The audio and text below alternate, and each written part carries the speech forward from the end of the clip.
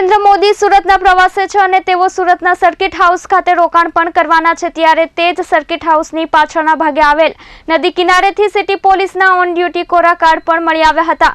આ અંગે સુરત શહેર પોલીસ કમિશનર સતીશ શર્માએ કહ્યું હતું કે કાર્ડ પર તારીખ હોય છે અને અમે દરેક વખતે નવા કાર્ડ ઇસ્યુ કરીએ છીએ, જેથી આ બાબત સુરક્ષામાં છીંડા સાથે ન જોડી શકાય। 16મી એપ્રિલની રાત્રિએ પ્રધાનમંત્રી નરેન્દ્ર મોદી શહેરના અઠવા લાઇન્સ સ્થિત સર્કિટ હાઉસ ખાતે રોકાણ કરનાર છે, ત્યારે આજે સર્કિટ હાઉસના પાછળના ભાગે નદી કિનારે સિટી પોલીસના ઓન ડ્યુટીના કોરા કાર્ડ મળી આવ્યા હતા। સુરક્ષાની દ્રષ્ટિએ ગંભીર કહી શકાય એવા પ્રકરણમાં કેટલાક પોલીસ કર્મીઓની જ ગંભીર બેદરકારી છતી થઈ રહી છે, કેમ કે ઉપયોગમાં ન લેવાયો હોય તેવા કોરા કાર્ડ ગમે તેમ ફેંકી દેવામાં આવે તો તેનો દુરુપયોગ પણ થઈ શકે છે।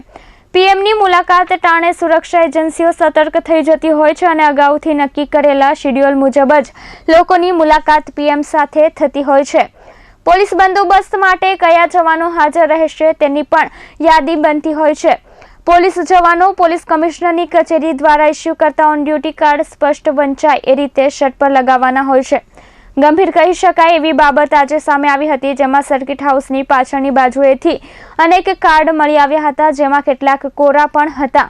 કોરા કાર્ડનો ઉપયોગ કરીને કોઈ પણ સુરક્ષામાં બાધા ઊભી કરી શકે એ વાતમાં બેમત ન હોઈ શકે। કેમેરામેન હિતેશ પ્રજાપતિ સાથે મયુર ઠક્કર, S24 ન્યૂઝ, સુરત।